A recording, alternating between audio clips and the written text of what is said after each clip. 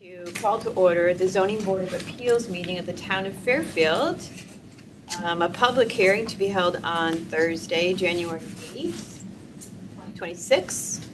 The first order of business is we are going to approve the minutes of Thursday, December 4th, 2025.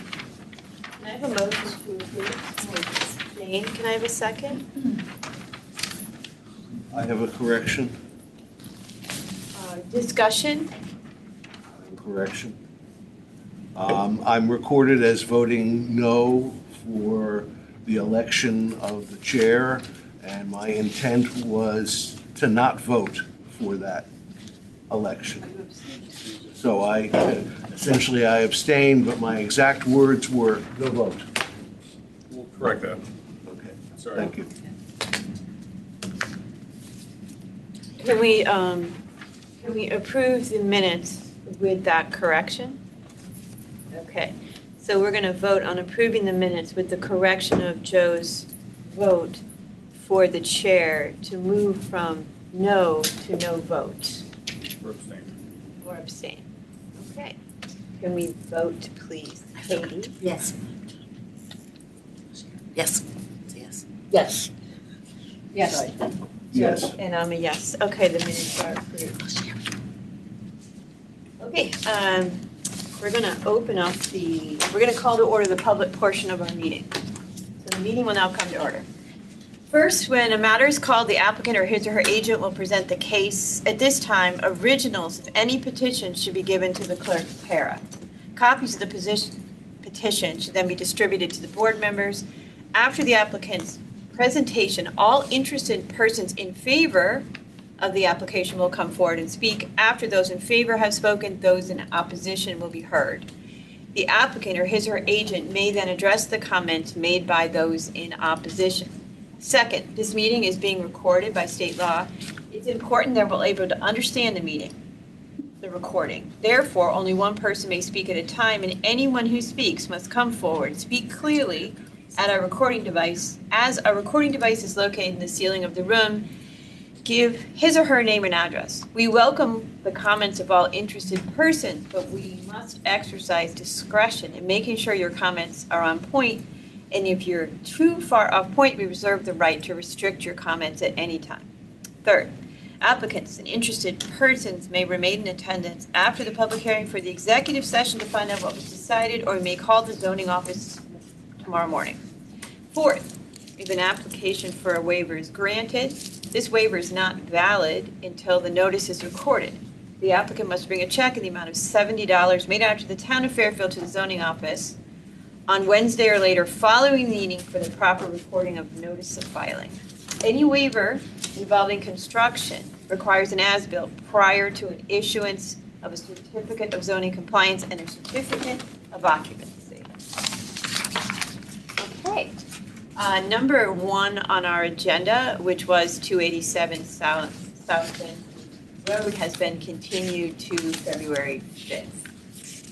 So we're going to go to our next continued docket, which is 159 Tamor Drive, map 73, parcel 139, petition of Jeremy Longobardi and Amanda Sims for a variance to the zoning regulations section 3.4.1 to reduce the secondary street line on a corner lot from 30 feet, currently 28.4, proposing 7.1, and section 3.5.1 to increase the total lot coverage from 15%, currently 16.75%, proposing 19.86.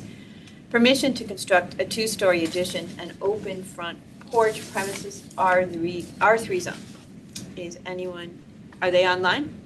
Is Yes. the applicant online? Yes. Okay, name and address, please. Yep. So my name is Jeremy Longobardi at 159 Tamor Drive. Okay, please go ahead and tell us about your application. Sure. So it'll just be me today. My wife is actually recovering from birth of our first child, which was a week ago. So I think she's on the call, but she won't be presenting. It'll be just me. And then my architect will take on a little bit after.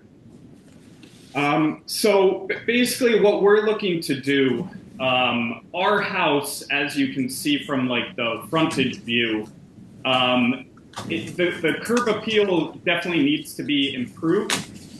When we went around to all of our neighbors, they were all pretty happy that we were deciding to do some work. And what we're really trying to do is just make our house fit in with the rest of the neighborhood. If you go to the 7th page there, yeah. So as you can see, the previous owners, we moved in here October of 2024, and the prior owners, I think, were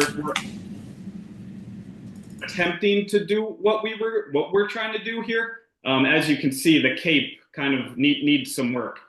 And as I said before, when we went around to get our neighbors' signatures, they were all pretty ecstatic that something was finally being done.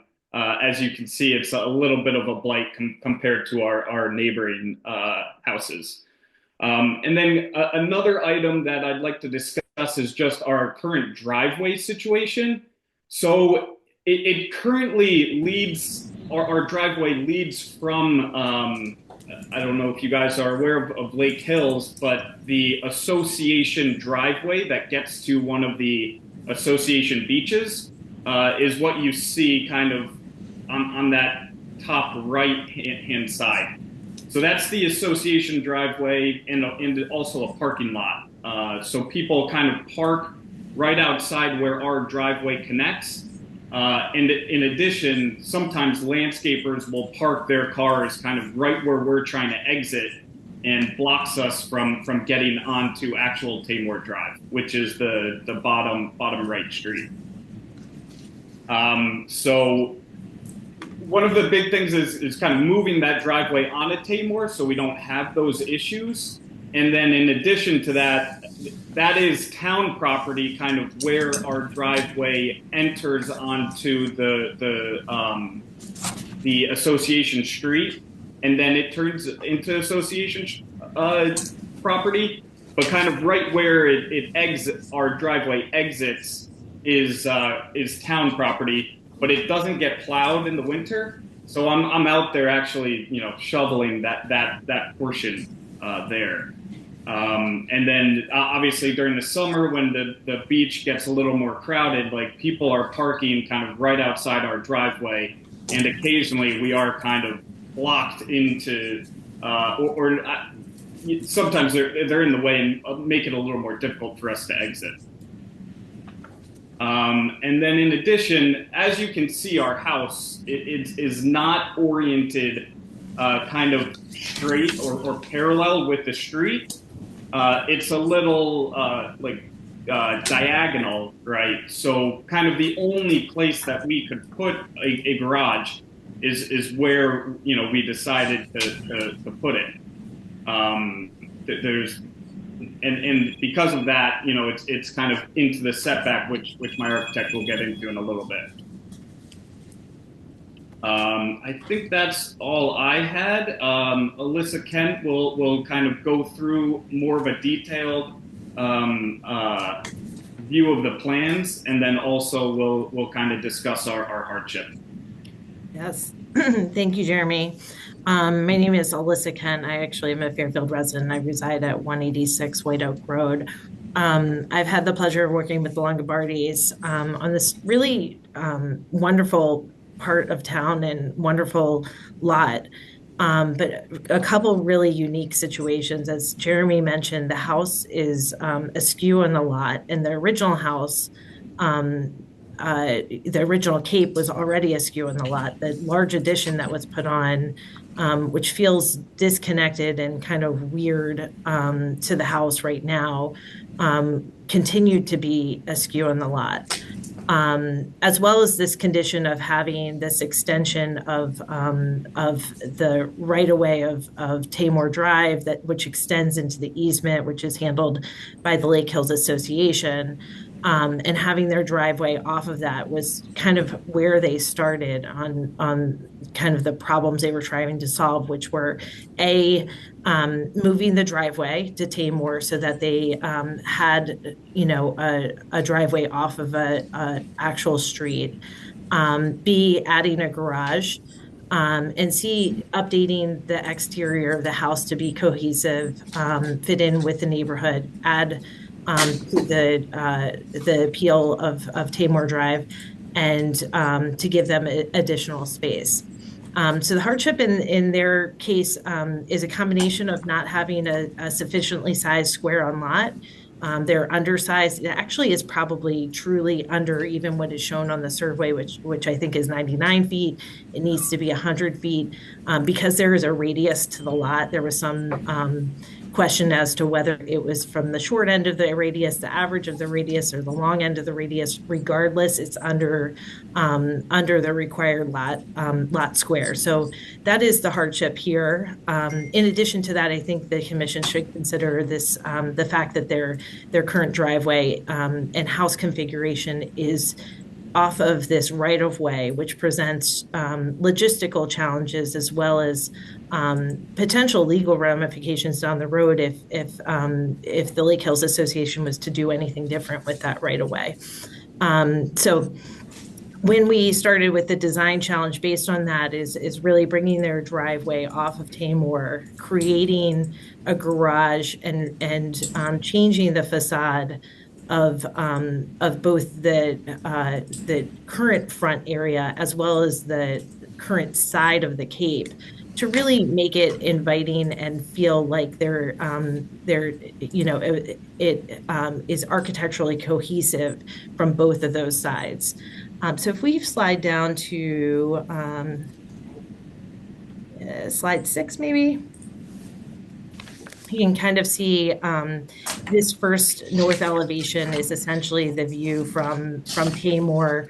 The elevation below that is the view from the right-of-way, the Lake Hills Association right-of-way. And the real view as a person navigating the street will be sort of the corner of that. So imagine how you would be passing both of those facades. And we feel that that's significantly improved from the current kind of melding of two architectural styles that they have right now. And then, height setbacks and additional setbacks are all within reason. We're asking for relief on lot coverage. The zoning regulations are for 15%. We're going to 19.86, and side lot setback, which is a 30-foot regulation going back to 7.1. And just to re-emphasize that this is not a traditional corner lot. There's not a traditional street or right-of-way at the corner. It is an easement access to the lake. There's no home across from it. There's not an issue with turning vehicles and things like that. That's all we have to present. Do you guys have any questions? Yeah, maybe, Jeremy, did you want to say more before we ask some questions, or? I think the only other thing I wanted to add is when we were talking to Lake Hills, because obviously we are members as well, they were pretty excited about the project because this actually adds to their parking. Since we are taking our driveway off of their easement, they'll actually get a couple more spots, which they were excited about. And I think they wanted to move this driveway at some point in time, according to my neighbor. So I think that this has kind of always been something that they had envisioned as an association. Okay, great. Thank you. Yep. Okay, I'll go to the board now. Does anyone have questions? Joe? Was there a previous variance granted on this property? You can hear There me. must have been, because the lot coverage is over by about 1.5%. Correct. So I think that the prior owners built a rather large deck in the back of the house, and that's what they requested the variance for lot coverage. So there was, no. Yes, Jane. This is a question for Matt, actually. Is it an engineering department question as far as moving a driveway onto a street? I believe they spoke to engineering to do that. Correct. But we don't give permission to do that. It's not, so we'll take that off the discussion. It's just convenient for you, you know. Right, it just affects how we approach the garage. It's the critical nature of where the, why we were presenting the driveway and as part of this zoning hearing. Okay, and then in your description on the application, it says that there is a room above the two-bay garage. How do you get to it? Yeah, so there, in that, do you have a first floor plan? Yeah, but I'm looking at your second floor plan, it's just like this. Yeah, so from the first floor plan, through that mudroom to the right of that, on the paved stair going up Oh, that's where it to is. that, Okay. to that second floor room. Okay. It's just- Yep. And then can you just be more specific as are you saying your hardship is because you have 99.4 for a square and not 100? That's your hardship? Correct, but there was some question about how that square was actually calculated. I believe it should either be calculated from the average of the radius or the short end of the radius.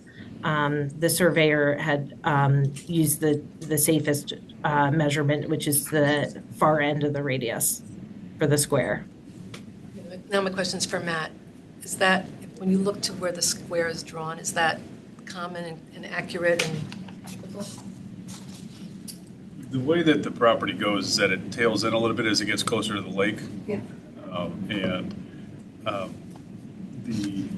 The line that is perpendicular to Tamor is at a 90-degree angle.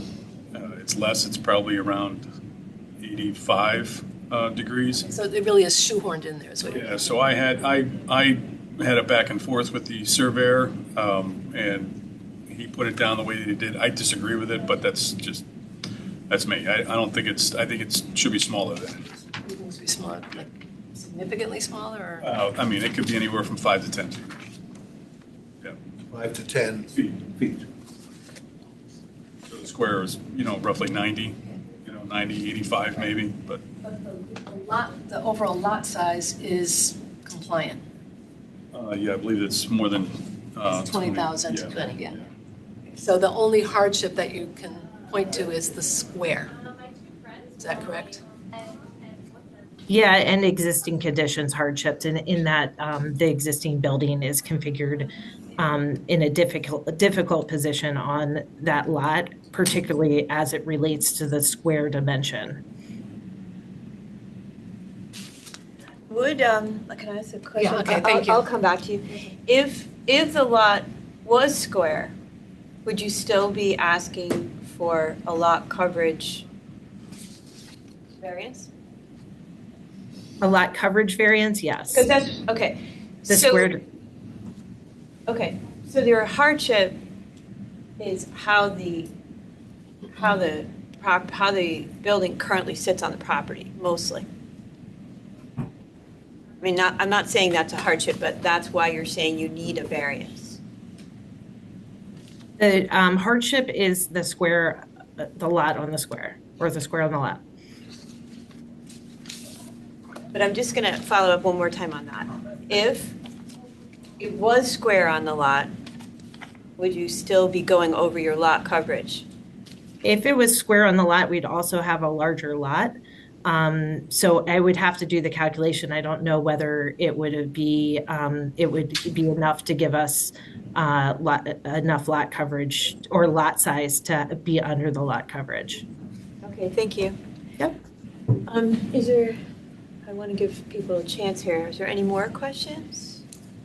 I have another question. So I'm looking at the drawings and I'm looking at the site plan. So you have proposed second floor addition that's over the existing first floor? Correct. You're just going straight up from there? Yep. And the garage that you're replacing is currently a two-car garage? There is no garage on the Sorry. property.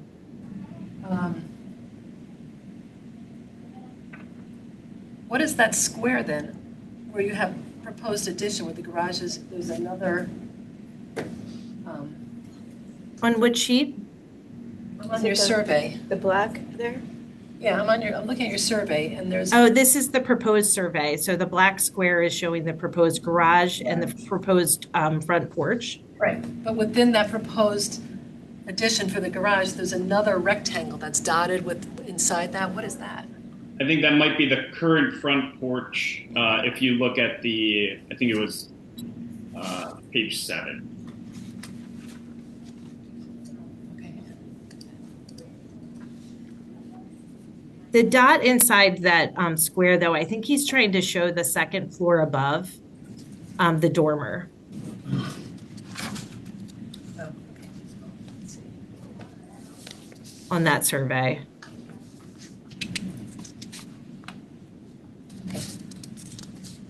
The dashed line. Yeah, that's the second floor dormer Got it. on that garage. Okay. Oh, I see it.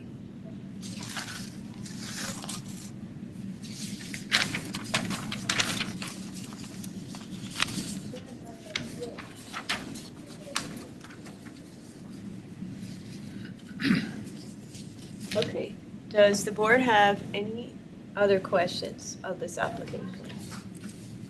Okay, I don't see any. Now we're going to go to the public. Is there anyone here or online who wishes to speak in favor of this application?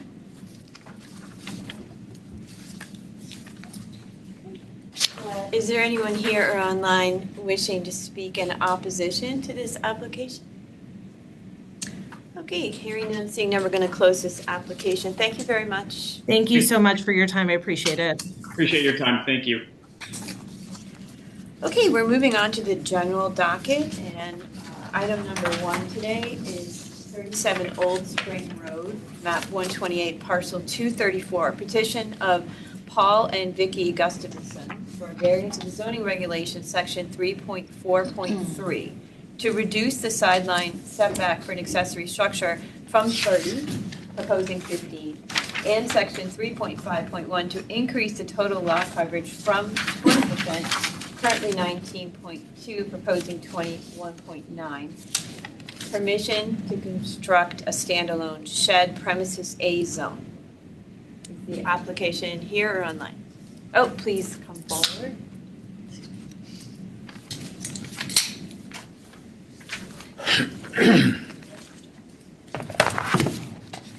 My name is Paul Gustafson. I live on 37 Old Spring Road here in Fairfield. Do I hand out the petitions first or Yes. after? Oh, so do you need an original then?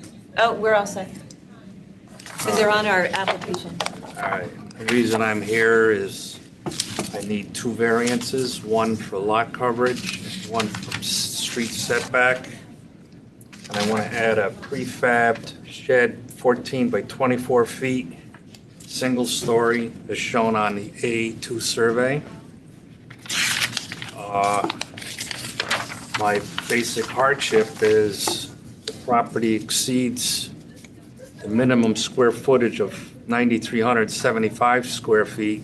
It's actually 12,439 square feet. But it's triangular in shape with existing structures in place, making it impossible to locate the shed on this property without needing some sort of variance.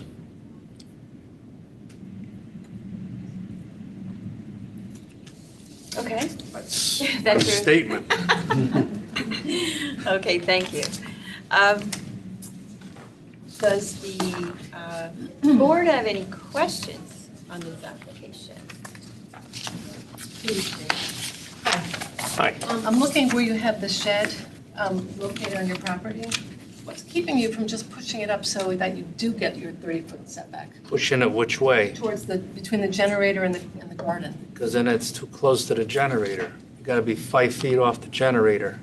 And it still's not gonna give me 30 feet.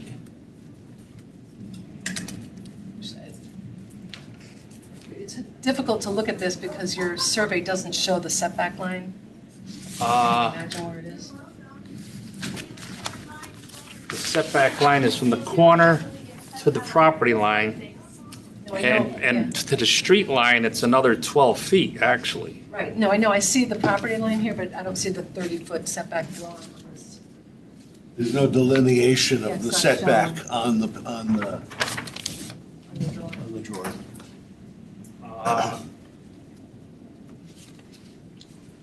Shows property line, but not setback lines. This is the property line. I know that, 30 feet off of that is 30 to, feet off of that would be, no, No. into the property. you mean from here to here? From the property line, Here? yep. Straight back or on an, it's a radius? Yeah, it's, so you just take, you offset 30 feet off of that, line. Show where the setback is. It's a drafting, it's not you, it's your surveyor that didn't do it. Yeah, it's just information's missing, that's why. I'm asking. So how far do you have to be from your generator? 5 feet? At least 5 feet. And there's a tree there also that I don't want to cut Yeah, I down. saw the tree. To me, that's an ideal spot to put it. For you. And you have a shed already, right? This is your second Yeah, but that shed? shed's my wife's shed. I have things in there that I hear about every day that I need Not to marital move it. counselors. I know, I need a, Did you build this house? this house was supposedly built in 1903. Yeah. The town has it as 1903 and 1923. But that's because I don't think they had any zoning lines put up until 23. And the garage So the was, house is where it is as it is, and I didn't build this, no. and the garage also was. The always- garage was also there. And the ruling is if your house or building is not 60 feet from the street, you gotta be 10 feet off the back property line.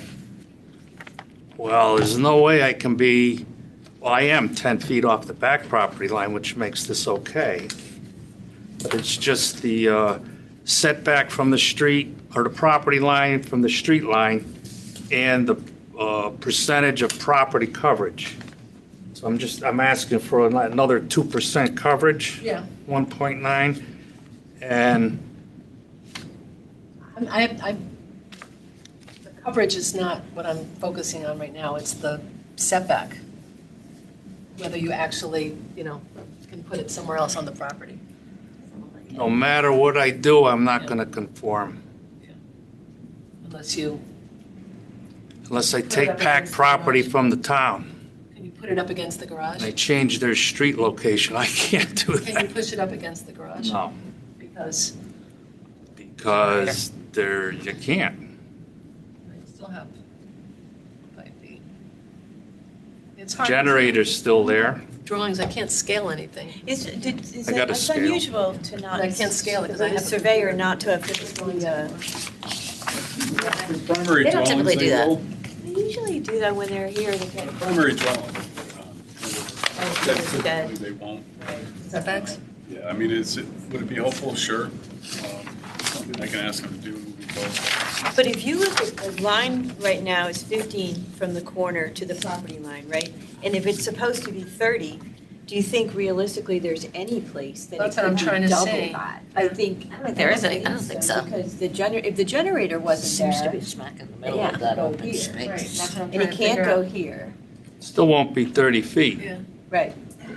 Because of the triangular nature of your And it's a lot. triangular lot. There's no one living across the street. I actually maintain across the street because the town denies that it's town property. They say it's state property. So every year I cut the grass and try to keep the weeds down. So there's no one across the street that I would be bothering. No, And obviously, it's not, nobody against him is bothered by it.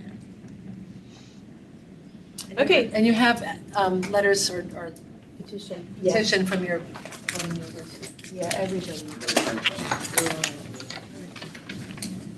all right, thank you. Is Thank there any you. other questions? Joe, you No. good? Okay. All right. Thank you very much. Did we ask public? No, I'm doing it now. Oh, okay. Is there anyone here or online who wants to speak in favor of this application? Is there anyone here or online who'd like to speak in opposition to this application? Okay, seeing none, we're going to close this application. Thank you very much. We will vote. Should I wait here, It's up to you. We have about 7 more. You can wait, or you could call. find out tomorrow, right? Call me in the morning. Thank you for everything, yeah. Okay, our next application is, that application is closed. Sorry, forgot to say that. Okay, moving on to general docket number 2, 1610 Fairfield Beach Road, map 234, parcel 114. Petition of the town of Fairfield for a variance to the zoning regulations section 20.2.5F to allow a concrete slab to be greater than 4 inches in thickness and to be non-fragile. Permission to upgrade the existing Fairfield Beach pump station premises BD zone. Hi, thank you. I'm Julie Bjorkman with JKB Consulting. My address, Yeah. 18 Crowley Drive in Old Saybrook, Connecticut. And I'm here on behalf of the town Sorry, of what was your Fairfield. last name again? Sorry, Bjorkman, it's Bjorkman. Bjorkman. Thank you. Yep. Sorry. And I'm working for the town of Fairfield, so it's town of Fairfield Pump Station. We have Emmanuel Prashanth, who's online. He's just here for questions. He's with Ty and Bond. They're the design engineers, also working for the town of Fairfield for this pump station. So the broad overview is the pump station's located at 1610 Fairfield Beach Road. It takes the wastewater from the residential area, sends it up to the treatment plant. Ty and Bond is doing the design to do an upgrade to the pump station primarily for flood protection, resilience, electrical improvements, that sort of thing. A lot of the components that have reached their design life, end of design life, excuse me. So they're also going to be replacing the force main that's within the road from the pump station for about a half mile within the road. That's the picture we need. Thank you, Matt. So the Fairfield flood protection regulations require in the VE zone. The whole pump station is in the 100-year floodplain zone, VE, and the zoning regs require maximum 4-inch slab that's non-frangible. That regulation is primarily intended for residential construction, for things like a parking slab below an elevated structure so that it would break apart and it would not cause damage to the structure above. This is a pump station. It's unique. It's not a residential construction, so it's unique to the zone. And the slab that we're putting, it's a structural roof slab, which is the top of the wet well and dry well dry pit of the pump station. And that shows the green is like the section of the wet well that's below grade. That's the overview. So that shows what's the new elevated pump station is going to be. But the wet well is below grade. If you go back to that other one with the green sections, that one, yeah. So the structural roof slab, it's the top of this pump station, basically. So it has to be, the structural design engineers say currently it's estimated to be somewhere between 24 and 36 inches in thickness, and it'll be structurally tied to the below-grade structure. And so that's why we need a variance from the town regulation. Pump station actually is held to a higher design standard, and it meets a multitude of other standards, NFIP, TR16, Connecticut Deep Clean Water Fund Memorandum, Connecticut Deep Flood Management, State Floodplain Management Regulations, State Building Code, which has ASCE 716-2414 requirements for flood resistance. And the slab is actually going to be elevated a little bit above grade as well, about 6 inches, to shed rainwater, keep debris off the hatches, and stop trucks from backing up over it in case it's open. We don't want a truck to back up and cause a problem. So basically, we'd just like permission to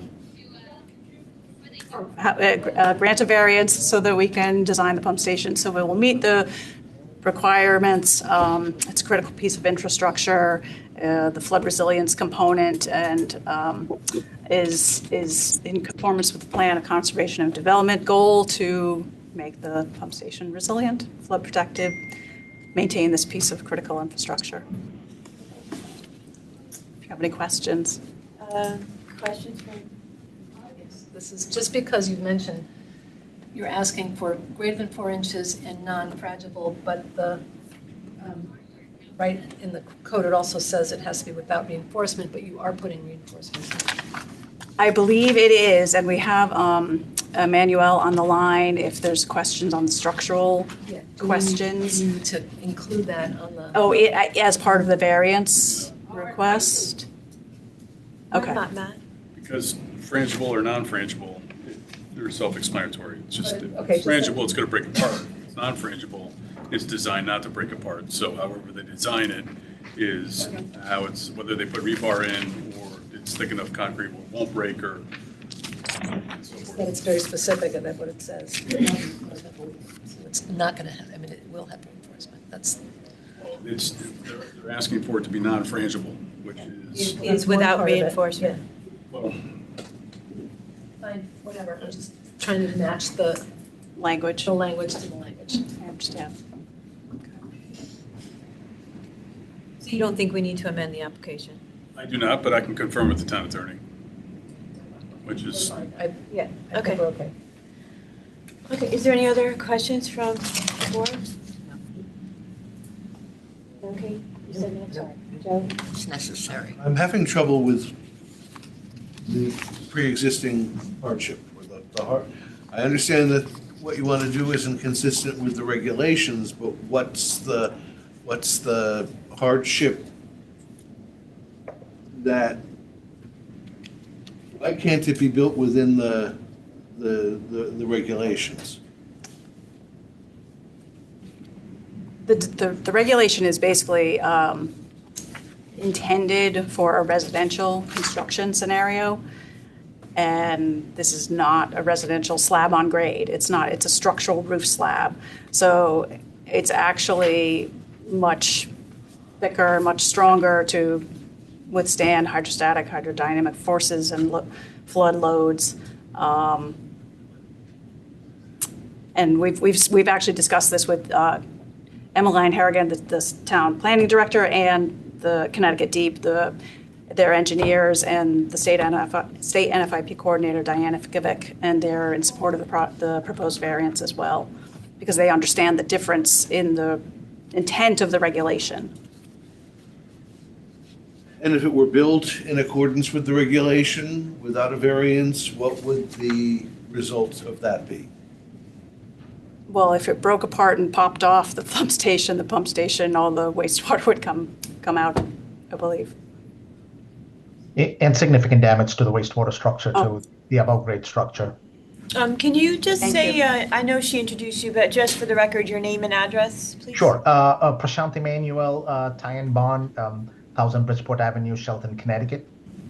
Yeah. So the pump station, if we can maybe, Matt, page 15, the image that shows of the station, if you scroll down a bit. So this is a combination of an above grade and a below grade structure.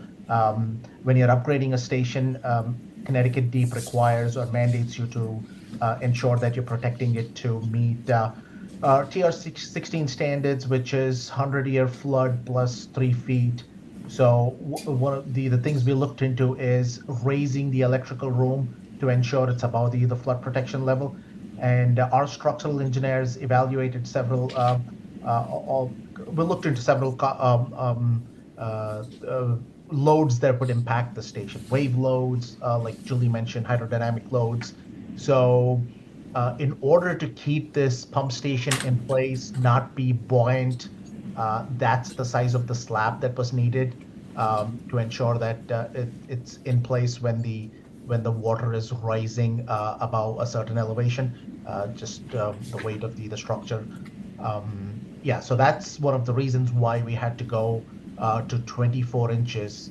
If we go to 4 inches, the above grade structure would not be able to be supported on that slab. So that could cause significant damage to the structure in a flood condition, a significant flood condition.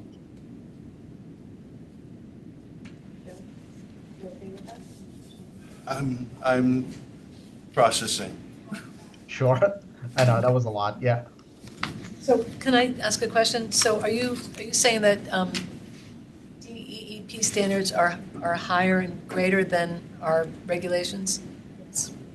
Absolutely, So, yes. thank you. Okay. I'll just throw it, the project will be coming back to the town for a special exception and a CAM application separately. And then we also have to submit for a deep flood management certification because the project is anticipated to be funded under the Clean Water Fund. So, which is a fairly rigorous approval, and they get into all the details of all the flood proofing design requirements, and that's why it is more onerous, and it is a much higher design standard than what would be for the top of a parking area. All right, I don't see any other questions. Thank you. Joe, do you have Joe. another question? I don't have another question, other than,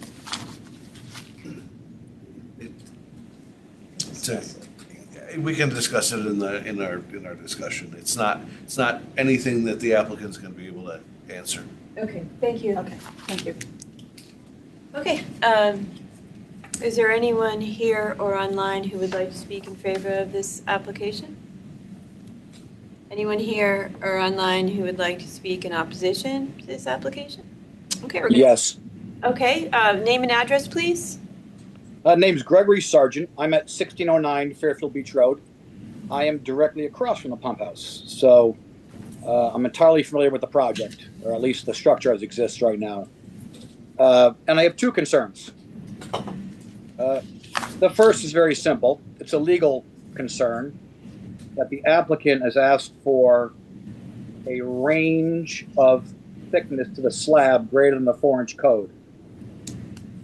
And quite frankly, I'm not quite sure this board has the authority to grant a range for a variance. That is to say, imagine if I came to you and I said, I think I'd like a side yard setback on a porch I'm going to build, and it may be between 2 and 3 feet off the side of my house. Well, that application would apply because you need to define exactly what the variance is, how the variance is solving the hardship. So I just suggest from a legal or engineering standpoint, this application is premature. Once the slab is defined, then this board has the legal authority to grant that thickness, which is in violation of the current code. My second point is a more neighborly one. And I have spoken in front of the FECB recently, and I would encourage the engineering department, the building department, the zoning department, the applicants themselves to engage the neighbors, myself and my neighbors around me, that I think we would like to know why the structure is being taken down, what it will cost us, what it's going to be put up, and we, myself included, can guide them on how the current facility, the neighborhood, could be improved with the new structure. And to date, all of my requests and our neighbors' requests have fallen on deaf ears. So I will once again encourage the applicants, that is the town, to engage the neighborhood. But to go back to my first point, I don't think this application is sufficiently defining the hardship and how the application is alleviating the hardship. Ranges of variances are not legal. They go by points, heights, amount, percentage zoning coverage, etc. Not a range of coverage, not a range of feet in the setback, a roadside setback, side yard setback, not a range of height variance. Thank you for your time. Okay, thank you.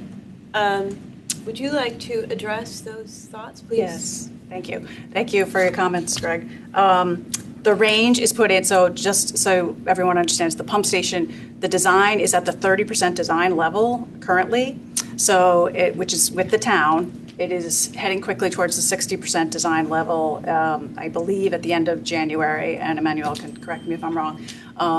at which time when we come back for our coastal site plan review and other applications, we'll have the design will be flushed out. At this point, the structural engineers, I'm not sure where they are in their calculations between the 30% and the 60% design, and they just wanted to make sure that we were covered. We just know that it will be more than that 4-inch maximum. And that's why we wanted to put the range in there so that we're covered either way. And I did discuss that with Emmeline Harrigan, the town planning director, and she said it was fine to show something schematic just to get the variance for that specific requirement at this stage of design, because we need this variance before we can submit for our other applications, including the state floodplain management certification. And to add to that, Julie, we Yes. advanced our calculations from 30 to 60%, and we're at a point where we are comfortable that it's going to be 24 inches, and it doesn't need to go any higher than that, thicker than that. So 24 inches is set? Yep. That's what I wanted to say. There's a section drawing that is dimensioned 24, 2 feet. Yes, it's, for yep. two- for the two slabs.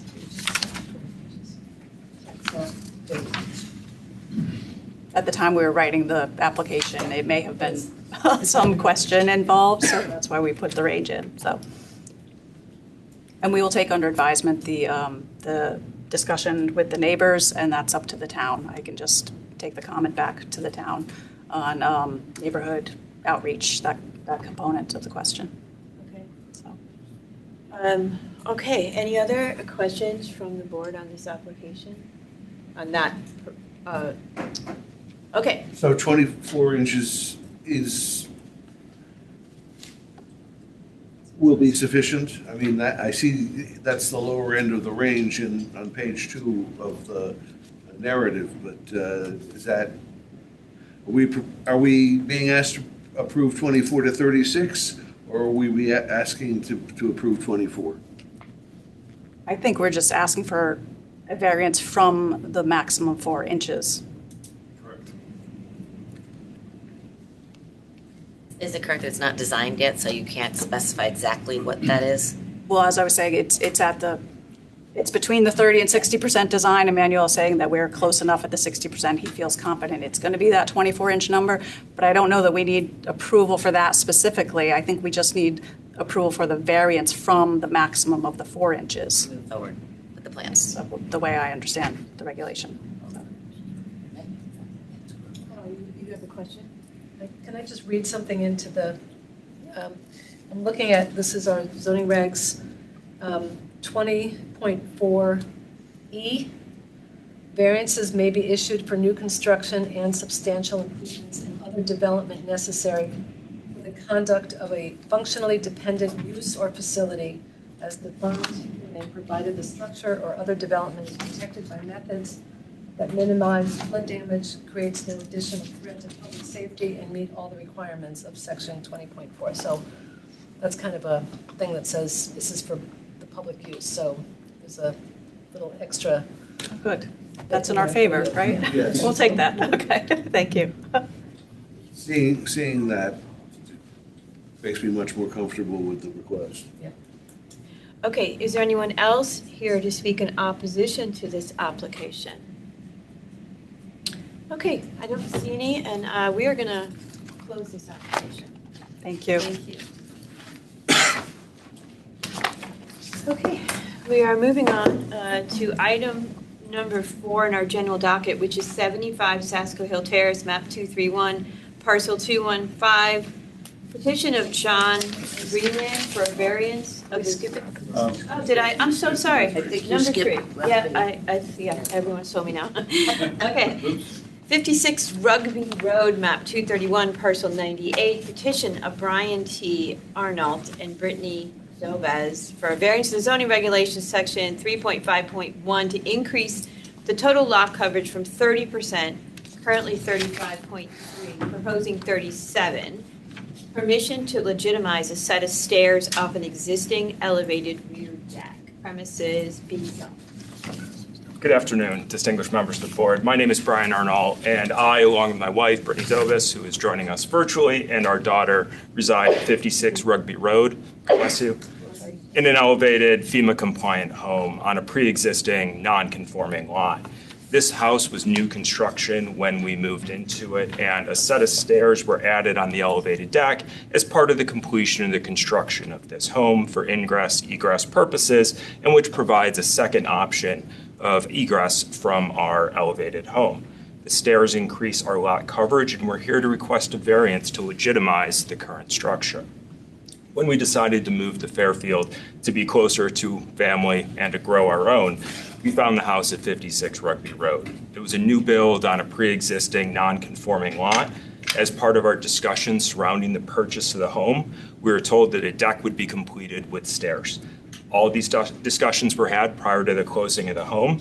A certificate of occupancy was issued for this new build, and we had included language in the purchase agreement that the house and structure comply with all associated regulations, and the work was done within town zoning regulations, and all the necessary permits had been pulled. We retained counsel to represent us in the closing of our home and draft these documents, thinking, of course, that the I's were dotted and the T's were crossed. Then, nonetheless, after a year of living in our home, we get a mailing from the town that tells us that there's an issue with the stairs that were constructed on the back of our house. This was news to us, and we were absolutely shocked to find that this occurred. It was new construction. We figured, the house goes up, it gets a certificate of occupancy. This had been taken care of before we moved in. That's what we retained counsel for, to handle this for us.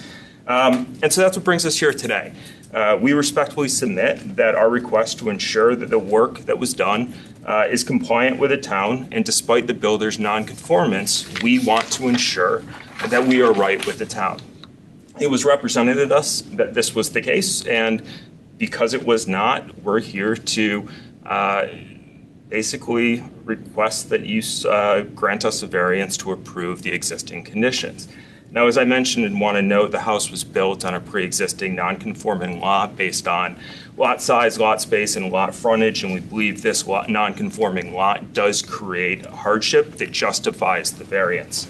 I also mentioned that we are dealing with the existing deck and stairs located at the rear of the home, not the front of the home, and eats into the backyard of this house and is for the sole purpose of ingress and egress. This is keeping with the scale and character of the home and the surrounding neighborhood.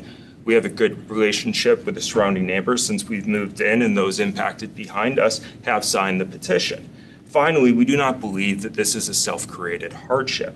Even if it were, we respectfully submit this is an honest mistake, minor in nature, and it's a de minimis increase to lot coverage. And the partial demolition to correct the error would place a substantial burden on us, the applicants, without a foreseen public benefit. Additionally, I think it removes a safety. To the contrary, it would remove an exit option. Sorry, we'll just wait for him to complete Understood. that. Sorry, we didn't mean to interrupt you. Sorry about that. I just couldn't see you. Oh, no worries. Thank you. So, to the contrary, we think that this removal of the stairs in the back removes an exit option from an elevated home with the potential for very real safety consequences. As a new father, son of firefighter, grandparents, and parents, this is of paramount concern, the safety of our family, and having a second option as well from this home. So if approved, you have our assurances that we will pull the necessary permits to legitimize the structure and ensure compliance going forward. And with that, I'm happy to answer any questions you may have, and thank you very much for your consideration. Thank you. Does the board have any questions on this application? I mean, no.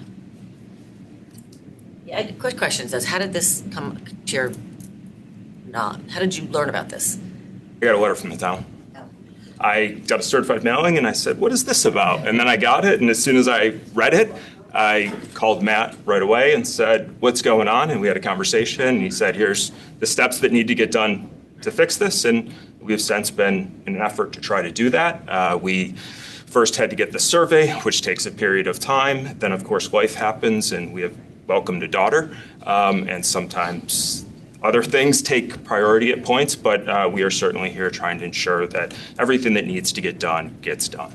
Just to clarify, when you bought the house, the stairs were there. It was part When of, you closed on the house. the stairs were not there at the time of closure, but it was in the closure that everything would be completed.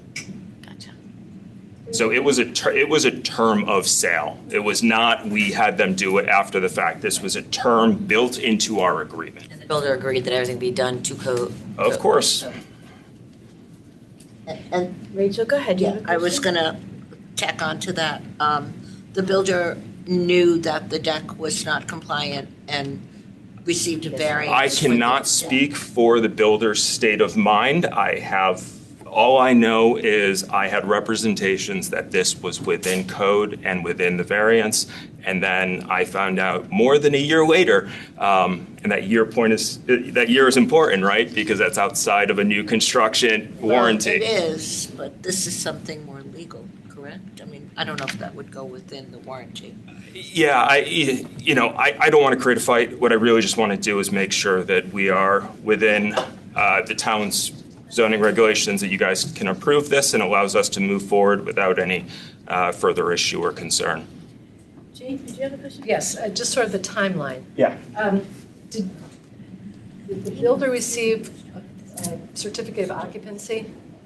He had to have in order for us to move in. So yes, there was one issued. And that was, yes, You got one for the deck, just for the deck? part of the application for when they got the variance originally.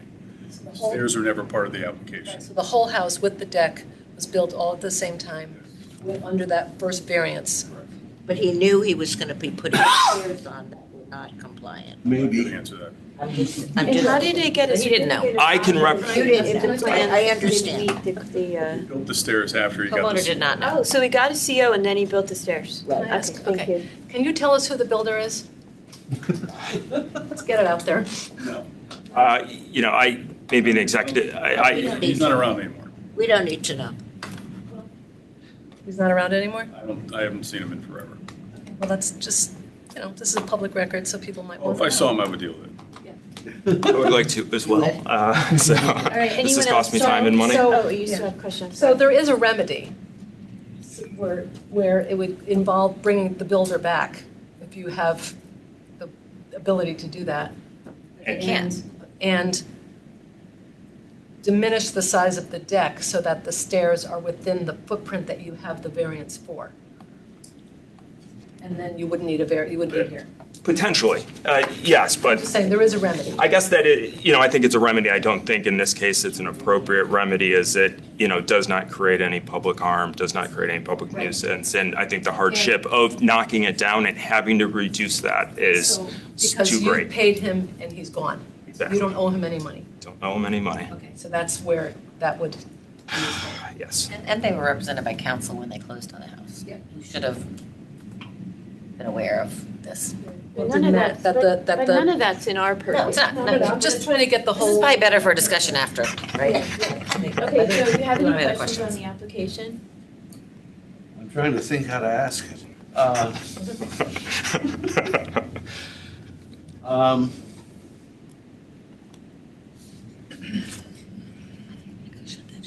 So,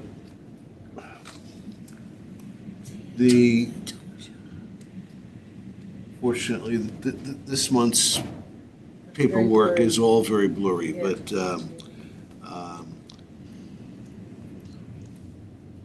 so what specific dimension are we looking to grant a variance to? It's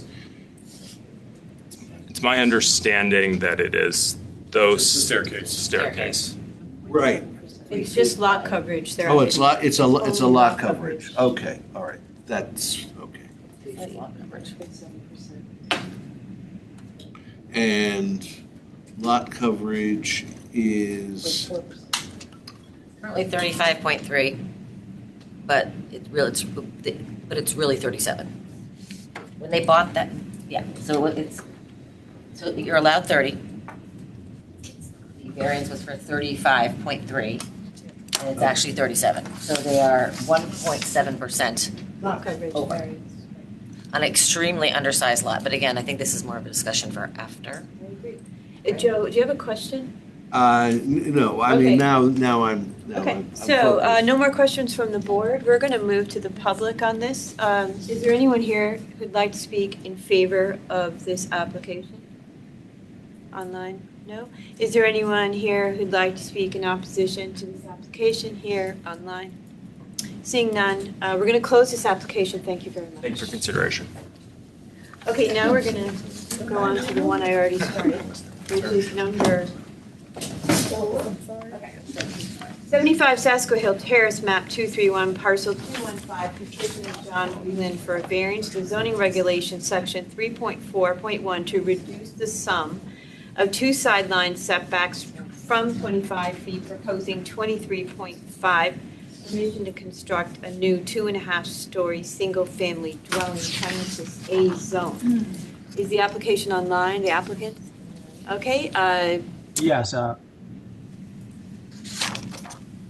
is it? Name and address, please. I'm Chris Dodero, the architect, representing the owners at 75 Sasko Hill, John and Lauren Vreeland. Okay.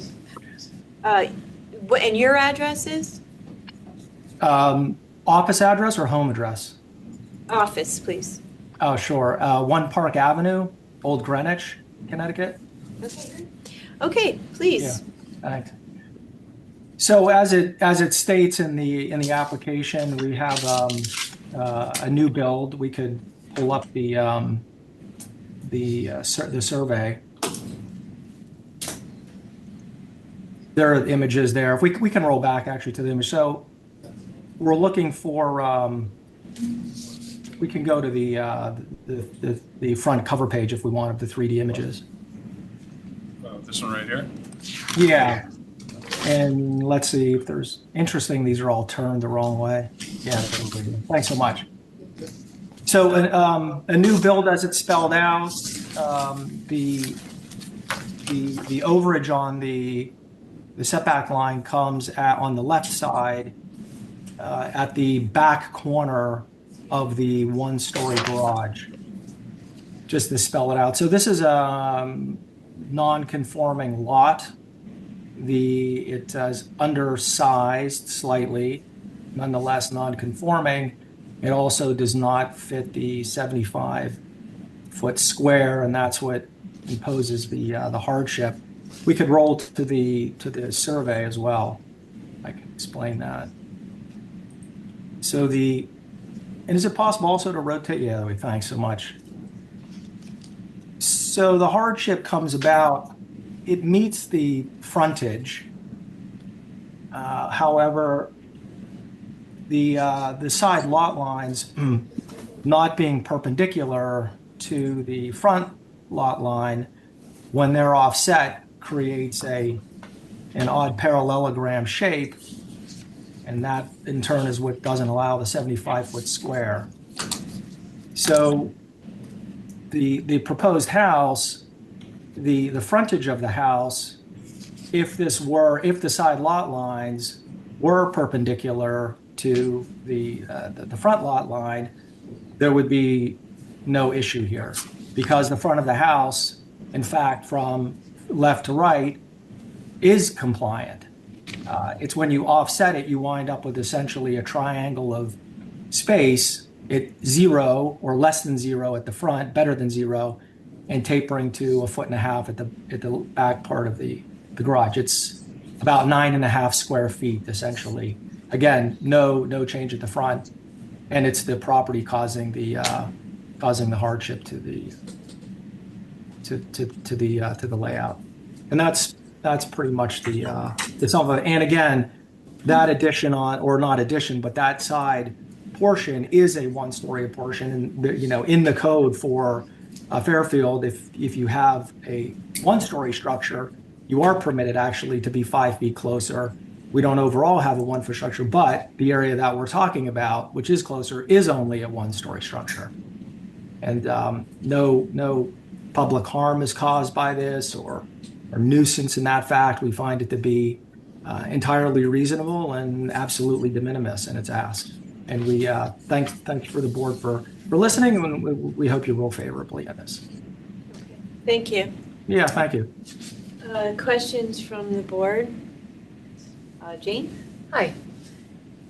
If you were to take the house and just tweak it so that each side of the house was parallel to the side property lines, would it fit without needing any of this? So it wouldn't be square, it wouldn't be parallel to the front property line, but they would be parallel to each side property line. Just twist it. Yeah, also really doesn't work because the front lot line and the rear lot line are not the same length. Yeah. And so it's converging. So the minute you converge and you set it to the lines, then you're again pinching it. Plus, really, and that's a good point, and we absolutely thought about that. We're always looking at how can we potentially work around it and still come up with what is a pleasing structure. But it always, architecture, and I've worked on a lot of historic buildings and saving buildings, et cetera, and care very much about streetscapes. And you have to look at not only, which is also what the code does for variances, you have to look at not just your building on your property, but contextually what your building says to the street. And, I can remember back in my days in school and sitting on jury reviews, if you break a front property line and sort of the alignment of buildings, which creates streets, this language and talking with each other, you better have a really, really good reason for that. And in my estimation and my years of experience in building communities and houses and beautiful streets, maintaining that streetscape, maintaining what's parallel, maintaining it against the other, and allowing only just a sliver of the back corner to be over, I believe is really the way to go about it. The sensitivity of doing it, in my estimation, of course, doing it the right way. Okay, one other question. Sure. You're 1.5 feet over. Yes. Can you slice 1.5 feet off the side of the building? Well, the thing is, and that's also a good point. The thing is, the building doesn't exist yet. It's just on paper. That's true, and anything can be changed given enough time or given enough money. That's absolutely true. However, it's not a shape that is a rectangle. It's a triangle. So the front of the building does in fact, or is better than what would be allowed if the side lot lines were parallel. It's only 1.5 feet at the back corner of the garage. So it starts at back corner. 7 feet from the front is where the transition period is. So going back 7 feet on the garage side, it's fully compliant. Yeah. It's really in that last 7 to 13 feet, only on the side of a garage, only one story, that it puts it 1.5 feet. So essentially we're scalping or cutting more and causing more detriment to the building than really needs to be done. I mean, essentially the property creates the hardship, and someone else given this same property would not be discriminated against in this way because why? Well, because the lines are merely parallel. So we've made what is a compliant building visually from the street. It's only in that simple back corner and only at the garage, not in the rest of the structure. So I see it as de minimis in its ask to really do it, build a beautiful house and make it proper. But the house doesn't exist yet. We're just talking about lines on paper. Yeah. That's correct. And it's also, you're asking for a lot coverage variance, correct? We are not. Just a setback. Everything else is compliant with the house. The front of the house would be compliant, the depth, the height, coverage, FAR, everything is fully compliant on the building. I can't get to this, my thing keeps timing out. What is what zone? He's in zone A? And what is the allowed, what's the size of a zone A? Size of The lot size? 20%. And, no, not coverage. Yeah. And what is this one? Square footage? Yeah, I just can't get to that map. It keeps just going away. It's 37.5. So it doesn't need that. It's less than, it's less than the maximum. Less than the lot coverage and less than the floor area.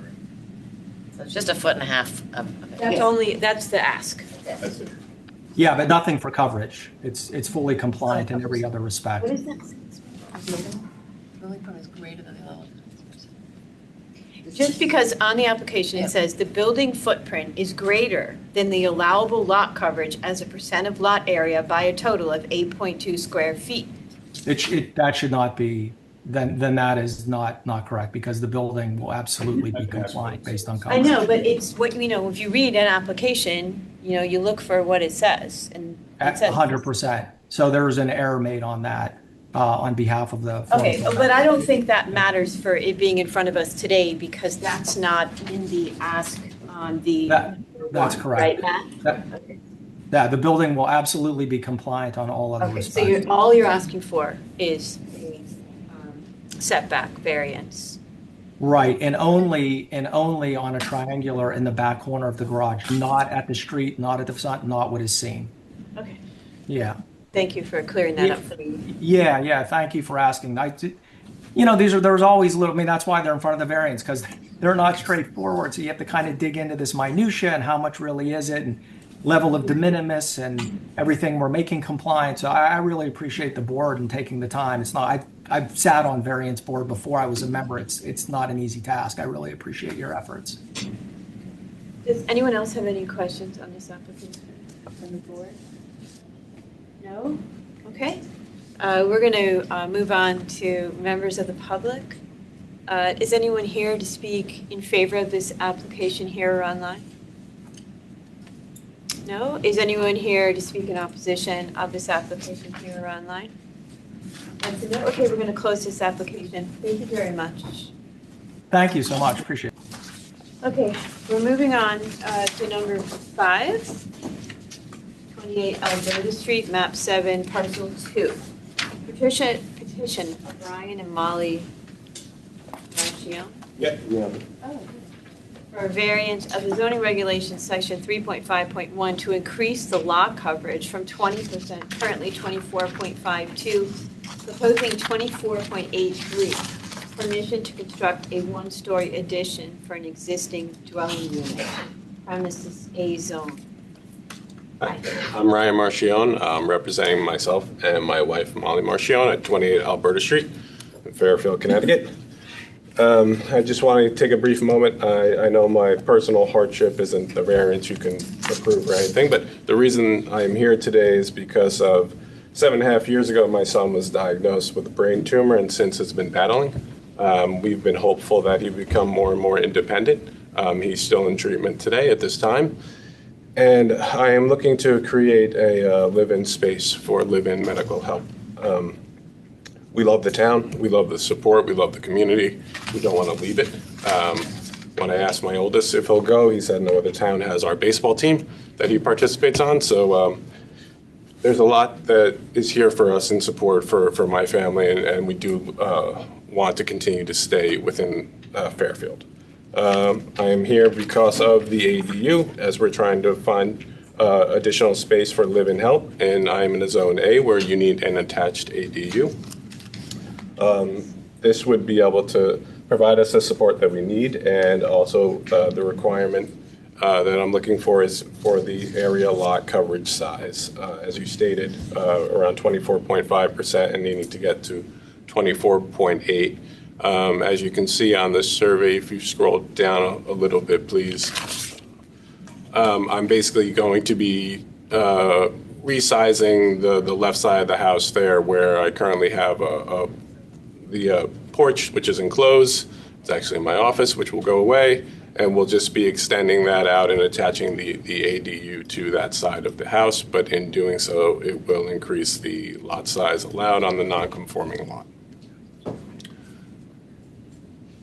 I don't have much more to say, but I'd be happy to answer any questions that you may have. Okay, questions from the board? So I'm looking at the numbers. So you have 24.52%, you want to go up to 24.83%, which is an additional 0.31%. Am I doing my arithmetic correct? I believe you are. That's what you're asking for? Yes. Yes. 0.31. He's asking. Yes, right. That's what she just wanted to clarify. What they that. have and what they want is 0.31%. Yes. Okay. And I have a question. So you're in an A zone, and the required square footage for an A zone is 9375, and you only have 8,023 square feet. So you're a non-conforming lot. I can't read it. Yeah, it's there. He's got it It's in- bigger. It can't be read. Matt, I can't read it either, Yeah, but we Matt couldn't read it. pulled it up for me. So So so you're in a undersized. so you have a non-conforming, pre-existing non-conforming lot, Yes. and that is a hardship, right? Okay. All right, thank you, Katie. Anyone else have questions on this application? No? Okay, all right, we're gonna move on. Is there anyone here or online who'd like to speak in favor of this application? Is there anyone here online who'd like to speak in opposition to this application? Okay, we're gonna close this application. Thank you very much. Yeah, thank you for your time. Number 6, 24 Cambridge Street, map 130, parcel 138, petition of Emma and Michael Burnett for a variance of the zoning regulation, section 3.4.3, to reduce the sideline setback for an accessory structure from 60 feet, proposing 55.7. Permission to construct an in-ground pool. I think you said it wrong. What did I say wrong? Street line, what did you say? Reduce the street line setback? Isn't that what it says? Yeah. It's inside. I'm sorry, Inside. I'm sorry. That's right. To reduce the street line setback for an accessory structure from 60, proposing 50, permission to construct an in-ground pool. Correct. Thank you. My name's Emma Burnett. My husband, Mike Burnett, is here, and Lulu Kleinbeck from Marquee Pools is here as well. We're representing ourselves today. Our application, as you said, is for a variance to allow for a 10 by 16 fiberglass. It's essentially considered a spa. It's very small plunge pool to be placed at a 55-foot setback from the street as opposed to the required 60 feet. We're asking for this variance as our property does present a hardship both to the geographic and topographical conditions and also due to our irregularly shaped backyard. So I think I had sent Matt a picture of our property. That's the pool. If you go down a little bit, Matt, I think it was one of the last things I sent you. Yep, right there. Awesome. Thanks, Matt. So as you can see, Ash Creek Marsh / wetlands is in our backyard. We are currently in the process of working with Lulu, with Matt, with zoning, with the state on our CAM application, and we're pretty much hopefully in the final stages of doing that. However, in order to do our due diligence as environmentally conscious homeowners, we want to have a minimal impact on the marsh. And in doing that, we want to have the smallest possible retaining wall that we can. As you can see from our backyard, it's very small and it's sloped. So that 5 feet that we're asking for is pretty significant in that backyard. So our hardship that we're indicating to you is that in the first part is the geographic conditions of the Ash Creek. Secondly, we have as many people do in the beach area, a really small backyard, and it is sloped. If you go down, I think there's another picture which can sort of indicates the slope that's going on. Those are the 2 pictures we have. Okay. And due to that, there's not a ton. We're working with Chris Palmer from Outdoor Design, and there's not really a lot of area that we can put this small spa. So really that would be, where the second half of the driveway is, there's a fence right there. Where the second half of the driveway is where we're proposing that, right there, that's where we're proposing that the spa will go. And like I said, we have a small triangular sloped backyard. We have 3 little kids. We have a dog. We'd really like to, beyond being environmentally conscious homeowners and keeping it as far away from the wetlands as possible, we'd also like to maintain a little bit of greenery in our backyard. As I said, 5 feet is significant in our lot, and we love where we live. We love our neighbors. I believe I gave this to Matt, but I do have copies as well from all our neighborhood. All the neighbors that we have, they're all in support of this project. They have no objections or concern. The proposed spa is small, and the fence would block it from being seen from anyone. And like I said, we love where we live. We lived there for about 10 years. We don't want to move. We'd love to stay where we are. But our house is small, as many houses in the beach area pre this crazy boom have been. And we really need another space for our children to have a place to play. So I think that's probably it. I want to just keep this brief, as we hope this is a fairly straightforward, minimal ask. And thank you for your time, and here to answer any questions. If they're pool specific, I may forward them to Lulu. I have a question. Please. So you are in an A zone. Yeah. A zone requires 9375 square feet, and you currently only have 7360 square feet. So would that be your hardship? Yes. Yes. In addition, yes. Thank you. Does anyone else have any questions? Yes. Jane, please. I'm trying, the way that this showed up on our computers, it's very blurry, so Yeah. I'm sorry. That's okay. There's the pool, and then behind the pool is what? There's like a. It's a little fire pit area. It's that. See it up there? Sorry, what? Oh, that's our. We have a that's a little kitchen that's being proposed, and then that next to it is already a porch that was built a long time ago. So what am I looking at here? What is this? Yeah, here, if you go to that, I can get up and walk. If you don't mind going to the survey. It's hard, everything's blurry. Yeah, no. Sorry. It's not, Sorry, it's this is the my way. friend, by the way, Emma. Yes. So, just to orient you, the blue rectangle here is the spa. Got that. On the back side of that is where we were going to be having a patio area, and that's where it's a patio area as well as what you saw in the rendering was an outdoor kitchen that we were proposing. That was part of that as well. Okay, so you're asking for a street line setback. Yes, because Go ahead. But you need just 4.3 more feet to push it back. correct, because really, I know it doesn't sound like a lot, but our lot is so small that 5 feet is really significant to make it so. 4.3, if you just took it, and that would diminish the size of whatever this is that you're planning. It's not about that, it's about the retaining wall. So if we have to go back because of the slope of our backyard, it makes the retaining wall significantly higher. This retaining wall here, Correct, yeah. Yes. The would that blue. remain where it is and just all this stuff in between just gets a little bit squished? We couldn't fit the pool. Yeah. The pool wouldn't fit. We've gone through every scenario with Chris Palmer on It this. also looks like the blue, that black dotted line is the coastal jurisdiction line, and if they put the pool back further, they would probably be encroaching on that, which they can't do. Correct. See this line right here. That black dotted line right there? I'm talking about this, if this just went back to like there. That little bit. So this, whatever all this built stuff is, just gets squished a little 4 feet skinnier. The retaining wall stays in the same place. That also is housing the culverts, so for drainage as well. That's what I wanted to Five, Yeah, those that's- 5 squares are drainage. If you're gonna, could you just? I'm so sorry. Sorry. Just say your name and address. Elizabeth Kleinbeck to 124 Lally Boulevard. And Marquee Pools? Yes. Okay. Well, or do you need Marquee Pools You address? should probably just give Marquee Pools address because you're representing. 116 Davis Avenue, Bridgeport. Okay, go ahead. Okay, so that outline is outlining equipment? Behind where the proposed pool is, there's 5 squares that are going, they're Cultec units for drainage Right.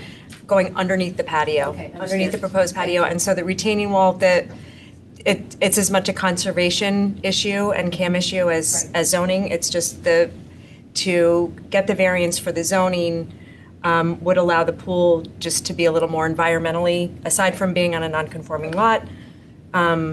It just, Are these, I can't read this, so are these called out as Cultec? they Should are be, to the yeah. left. That's why I'm asking, I can't read it. Yeah. That's It fine. should be, though. I have a That's copy fine, of I it. believe you, I believe you. Just- There are 5,330 Cultec. Okay, thank you. Yeah, it's right here. You can. Okay, any other questions on this application? Okay. Thank you. Thank you for your time. Is there anyone here or online who'd like to speak in favor of this application? Anyone here online who'd like to speak in opposition to this application? Seeing none, we're going to close this application. Thank you. Okay, we are moving on. Is this our last? Okay. I don't know, I'm not really here today for some reason. Number 7, 113 Beaumont Street, map 231, parcel 83. Petition of Jacob Hornstein and Stacy Marzick for a variation of the zoning regulation, section 3.4.1, to reduce the street line and sideline setbacks from 20 and 5, currently 17.2 and 3.9, proposing 17.3 and 3.8. Permission to construct a 2-story addition with CAM. Premises B zone. Hello, my name's Jacob Hornstein. I'm representing myself and my wife, Stacy Marzick, who unfortunately is out of town. We live at 113 Beaumont Street. Yes, we are proposing, excuse me, we are constructing a front addition to enclose a front porch along with a rear first and second floor addition.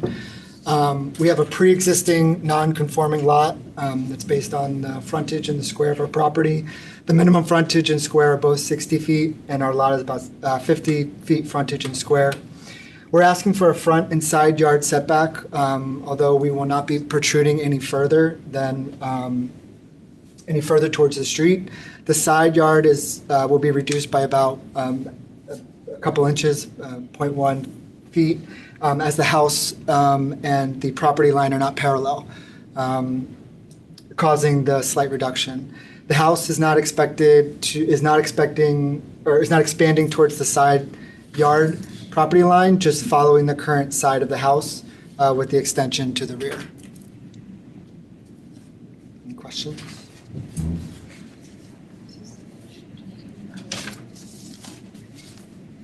Okay, does the board have any questions on this application?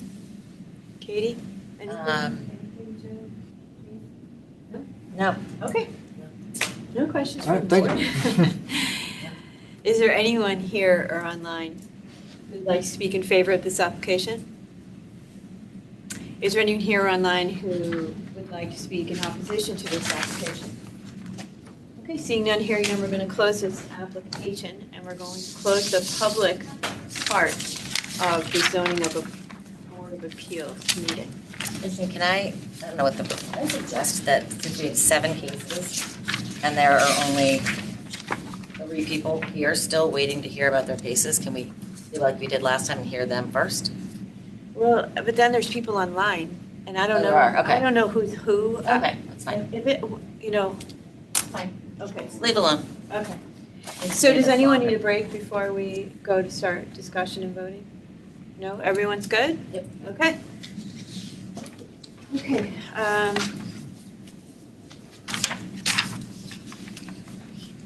right, so as we said, number 2 is continued. So the first item we're going to discuss is 159 Claymore Drive.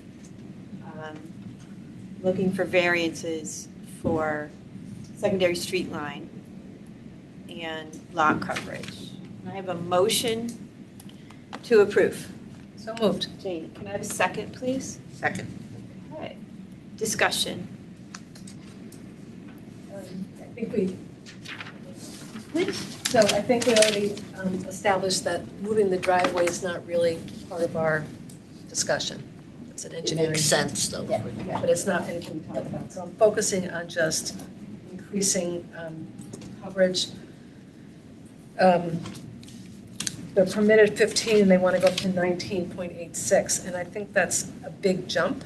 And I know they want a 2-story addition, the 2-car garage, but that's a big ask, I think. I think it's one of these, you want it, but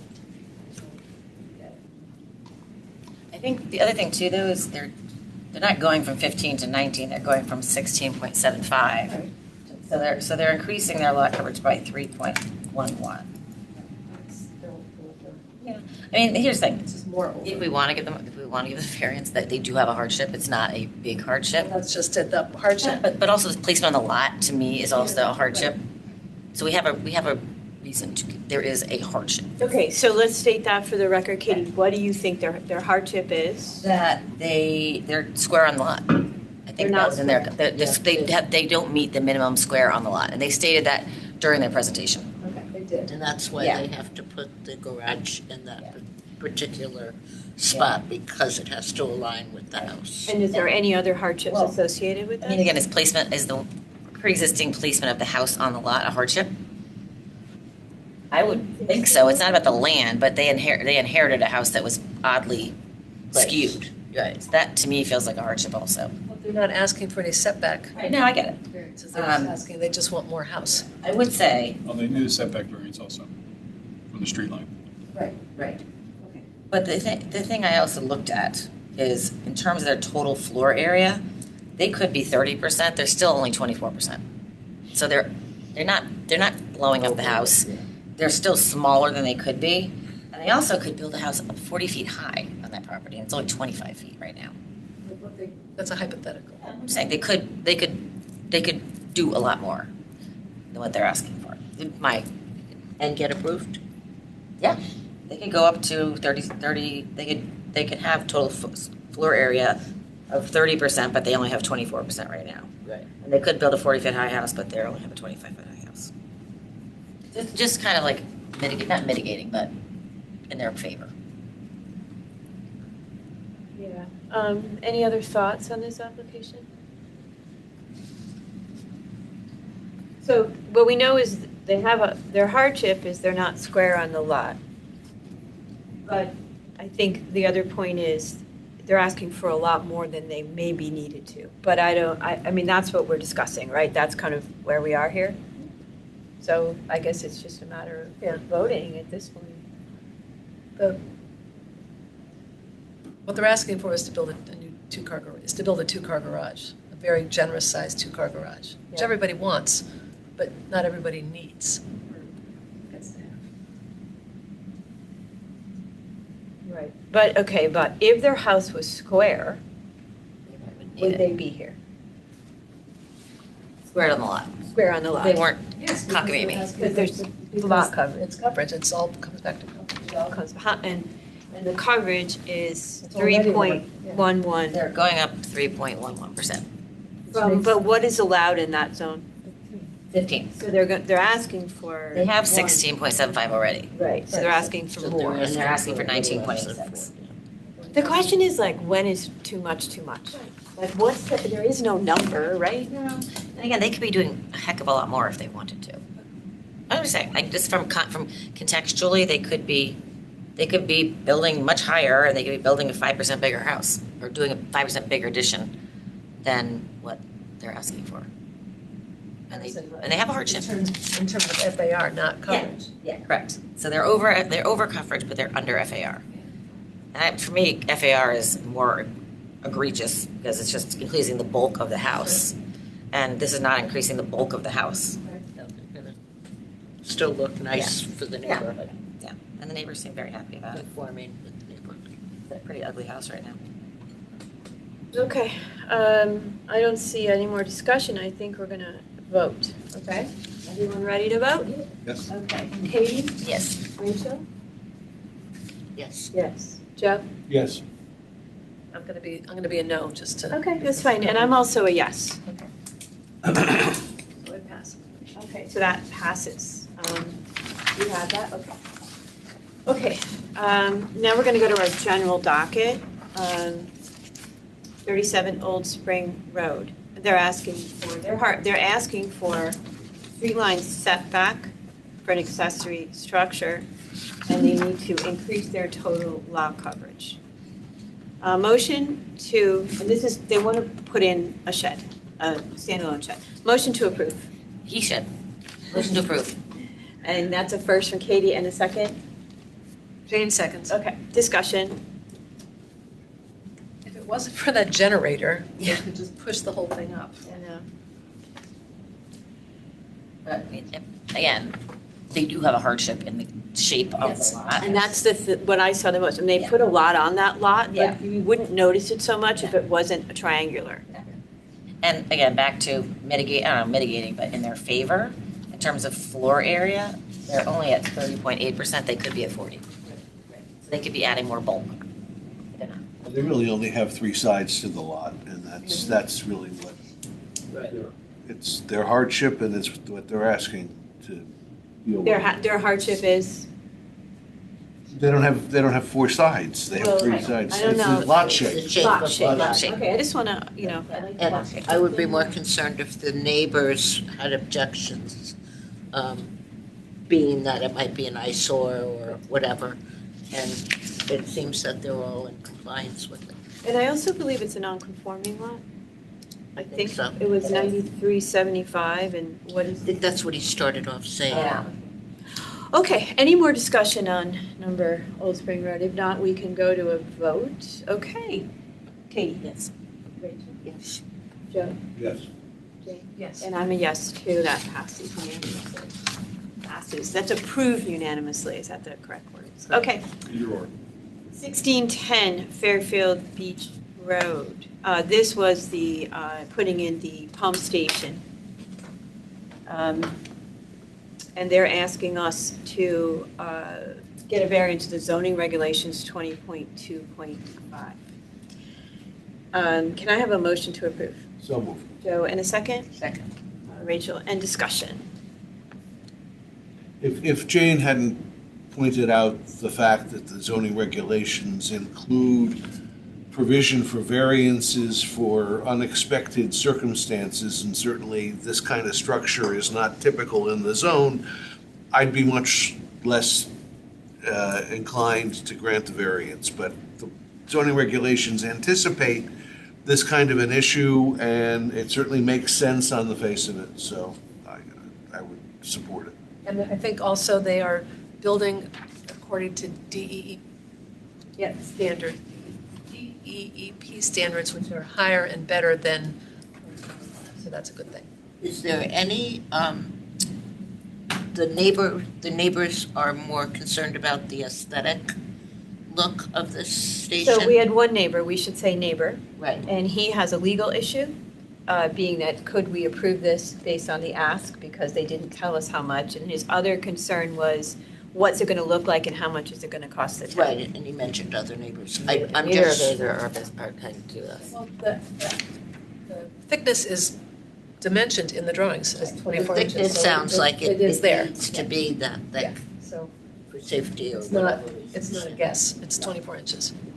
And there will be other levels of approval required after we let them continue. As So there'll be- far as There'll be aesthetic. other avenues for the neighbor to come To forward. okay.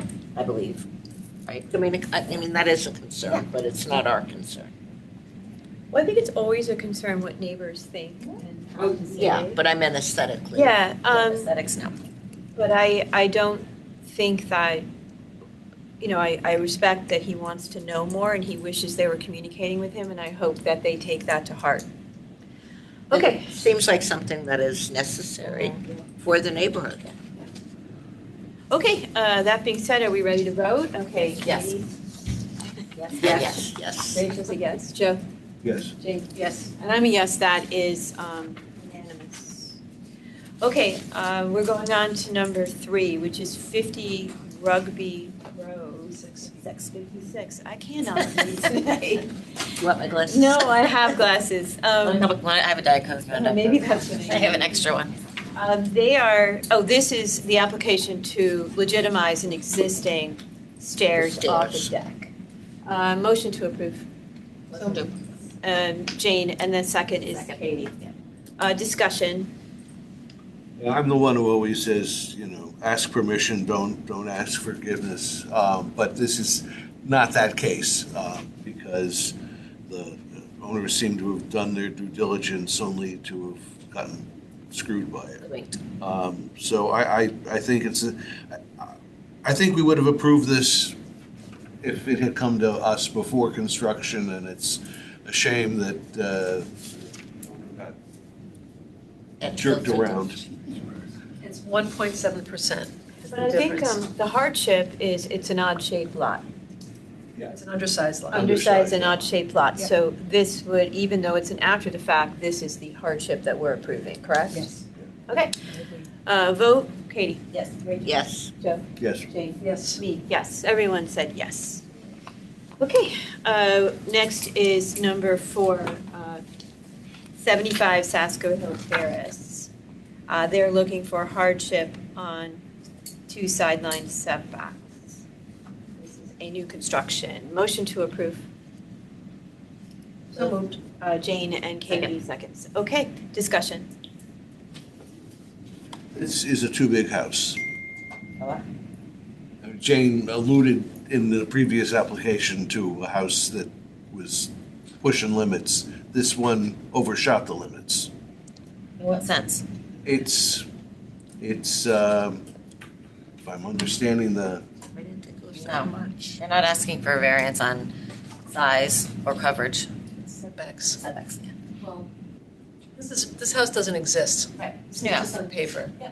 And I think that they can metaphorically sharpen the pencil and squish the house down a little bit, so they don't need a variance.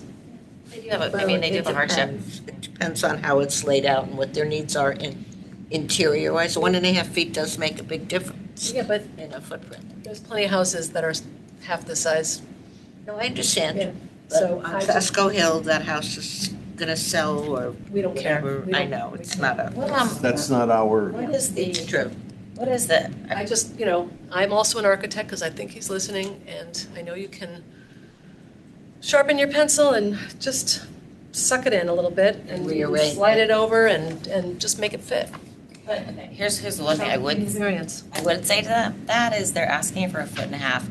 But in terms of bulk or it being too big, they can go up to 40% of floor area ratio. They can do 40%. Right, but they're a brand, like you said, they're a brand new house. They're not built yet. So they could have built 40%. They're not. They're building 37.6. So they could have gotten bigger. Yes, With a but different what they're layout. asking for has to do with Right. dimensions, It's a foot and a I half. just think they can. I mean, again, I think they're not maxing out their coverage or their FAR, and they could. So they're building a smaller house than they could. I withdraw my too big comment. It really is the positioning on the lot, and they could, with very little, just make it parallel to the side yards. May I ask that question, and that won't do it, you actually have to. Yeah, you gotta redesign the whole house. I mean, Design- they you just have to- said that the lot is narrower at the back than it is at the front by 1/4 foot, by 4 inches, 3 inches. That, according to the dimensions on the map, it's, can't immediately pull that dimension up, but the difference was 1/4 of a foot. Difference between the front and the back. They are a non-conforming undersized lot. They don't have the required square footage for that A zone. But when we have people come to us and they have a hardship because they have an undersized lot, those houses were there prior to that. and There's a then house they there were- now. But he's taking it down. Yeah. So I guess as a board, what are our thoughts on allowing someone to honestly create a hardship? Because that's what's happening with this bill. They're creating their They own. already have one. hardship. They already have one. But they don't because they're taking the house down. Right, they're And they- getting, right. they're Which you getting say the is a use of hardship. their property now. But they do have a hardship because they are non-conforming in terms of lot size and they're non-conforming in terms of the square. But when we What they're approved it- saying is it's not built yet, so they know. could make it I conform. know, but it's still a non-conforming. Right? There's still Well, that's- merit for him asking for that. But they're not asking, they're asking about a side yard, and the existing house isn't non-conforming in terms of a side yard, and. But it's a non-conforming lot. So if it were a conforming lot, they might not need that 1 foot.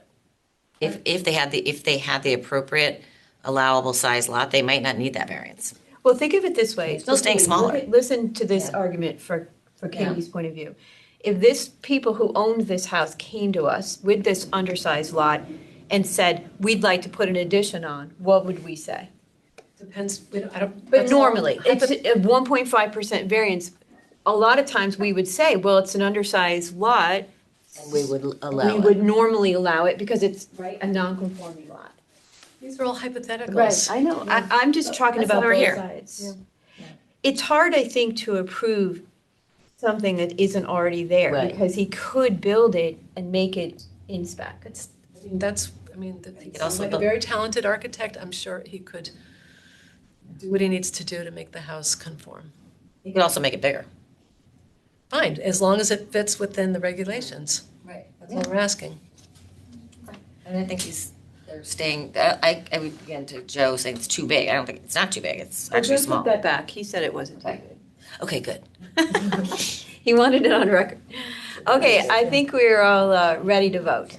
Unless someone else has any more points? No. Okay, Katie? Yes. Rachel? Can I say anything but yes or no? No. No, but would you like to wait for your vote and come back to you? No, I think I'm more inclined to say yes. Okay. Joe? No. Jane? No. And I'm also a no.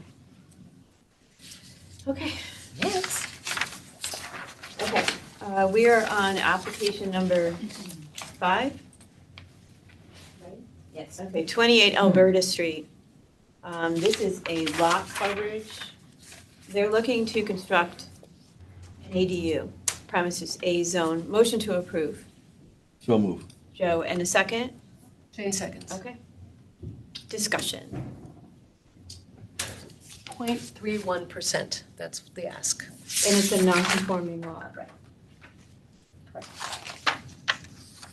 Is there any other discussion on this application? We need ADUs. Okay, seeing none, we're going to vote. Katie? Yes. Rachel? Yes. Joe? Yes. Jane? Yes. And I'm a yes, unanimous. Application is approved. Okay, number 6, 24 Cambridge Street. They want to reduce the street line setback, and they want to put in a in-ground pool/spa. Application to approve. So move. Joe, second? Rachel? Second. Discussion. I think that the topography makes it, they went back as far as they could. Yep. So they have a hardship on the topography. They have a hardship because it's an undersized lot. Is there any other things anyone would like to discuss on this application? Okay, we can vote. Katie? Yes. Yes. Rachel's a yes. Joe? Yes. Jane? Yes. And I'm a yes. This application is approved. Thanks for staying. You're our sole survivors. We appreciate your Yeah, time. appreciate it. Or Okay. just ignoring your children. Go out for dinner. Our last application is 113 Beaumont Street. They're looking to put on a 2-story addition. Can I have a motion to approve? So moved. Jane, and a second? Yes. Rachel. Okay, a discussion.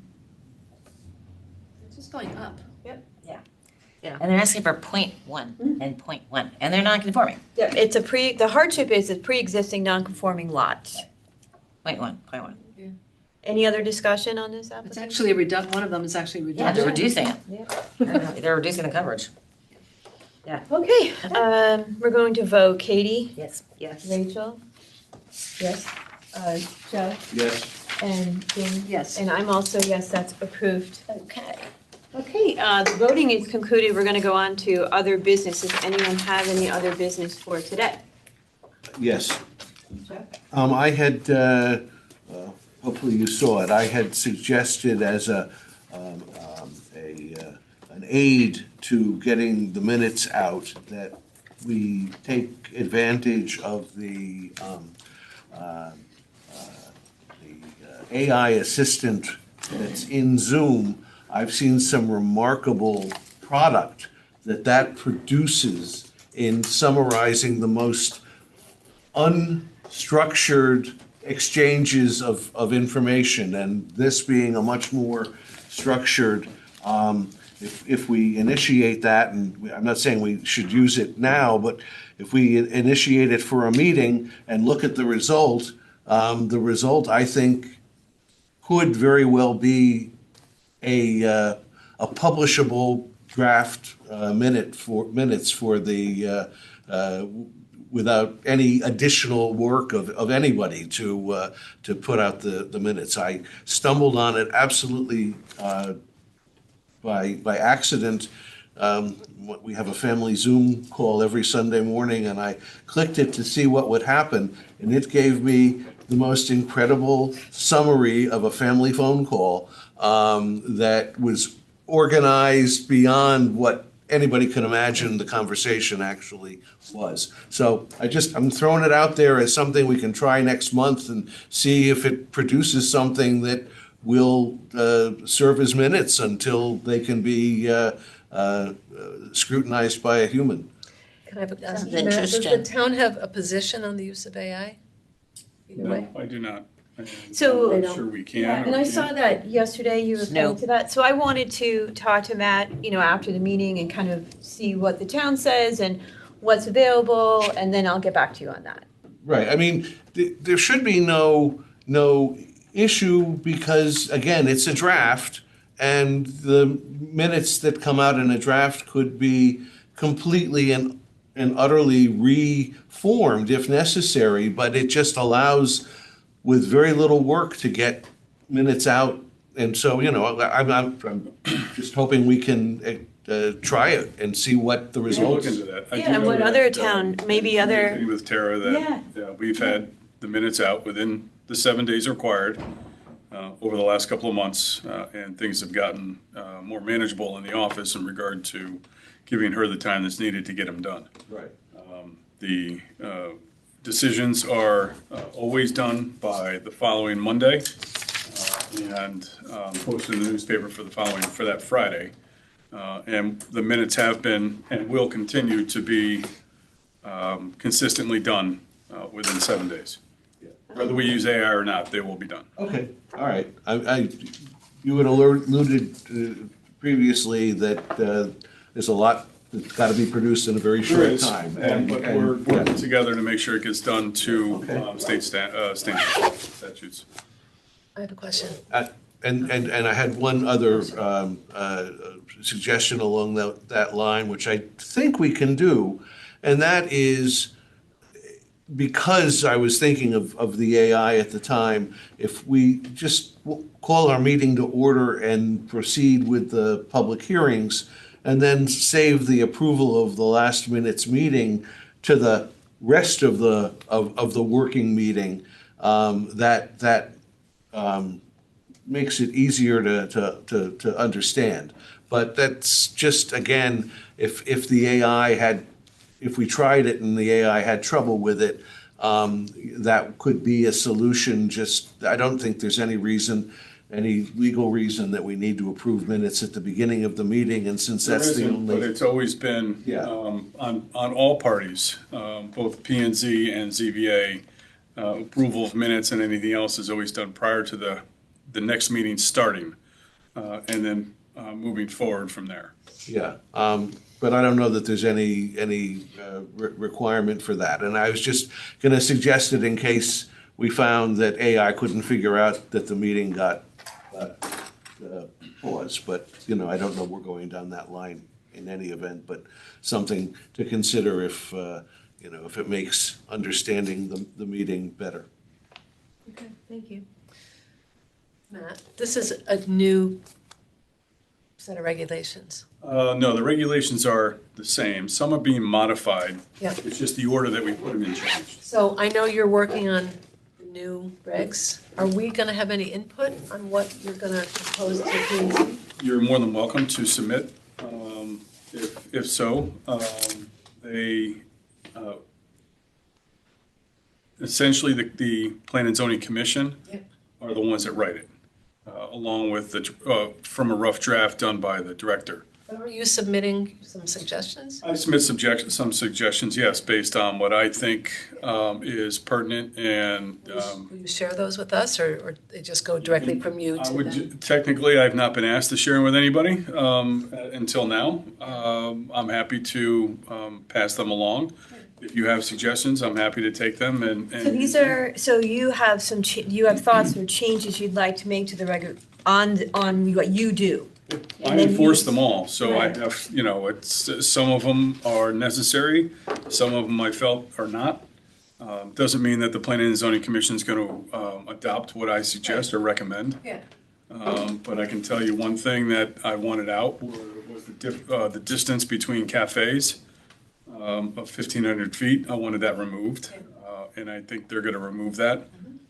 Matt, do you ever say anything about what you think should be subject to variances or not? Or is that something you don't get involved in? No, that's essentially done, the language for a variance is anything that's waived per your regulation or a request to waive it.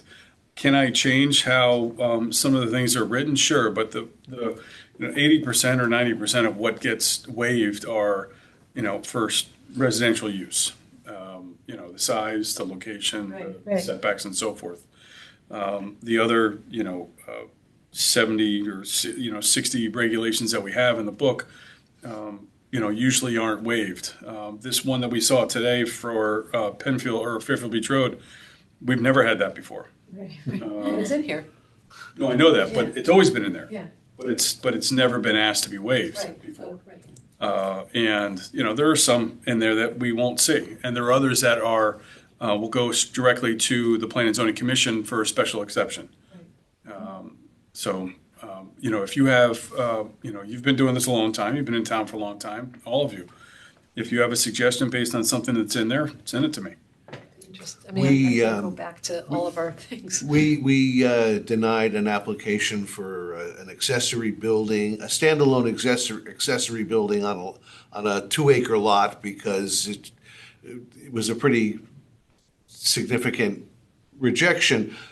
But one of my comments at the time was, why don't they go to zoning and get it put in the zoning regulations? That's something that, I would be very happy to recommend. Well, yeah, to have an accessory structure on a piece of property that doesn't have a primary, I'm not changing that. Okay. I'm not going to request to change that because for the purpose that we don't, as a community and how, the development of the town goes, we don't want to have standalone garages sitting on a piece of property that doesn't have a primary. Because what happens in cases like that, believe it or not, a business will come on in and they'll start storing their trucks there, and then they'll have their landscaping vehicles in the back, and the next thing you know, they're renting them out to commercial people where it's not a permitted use. So are you suggesting any tweaks to the ADU regulations? Because they're still kind of.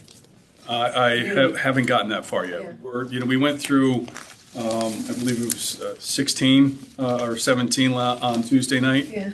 Of them, 2 of them are tabled. The rest of them are going to be voted on to be modified in the February meeting.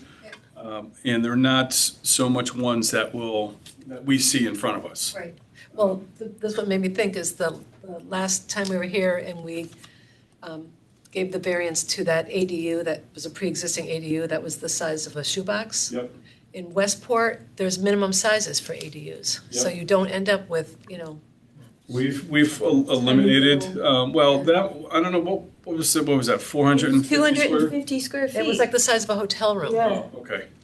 But the public, that did one they in already the- have public comment where people could come in and say, this is what? Tuesday night, Oh, that's this coming? this past Tuesday. was Oh, a did public you hearing. go, Joe? I didn't. No. No, I mean, I You have to guess- know when P&Z is meeting and. see what's And know going on. that's on the agenda. Yeah, so P&Z has now 3 meetings a month? Well, we have 2 scheduled every single month, the second and fourth Tuesday of every month. But we've included a regulation meeting for once a month. And that's where Typically, all it's the these first Tuesday.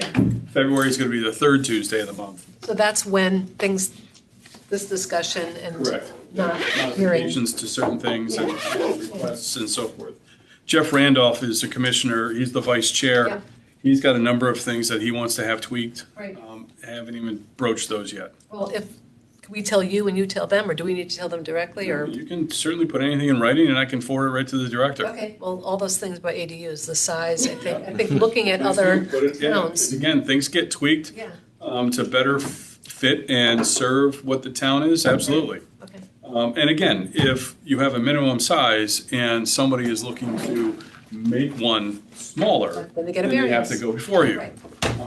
And, again, the ADUs is a new environment. Right. It's, we used to just allow one, in the AAA zone, and now we allow them in every zone. Right. That's a compliant, single-family lot. Right, but we're giving so many variances, let's get it figured Sure. out.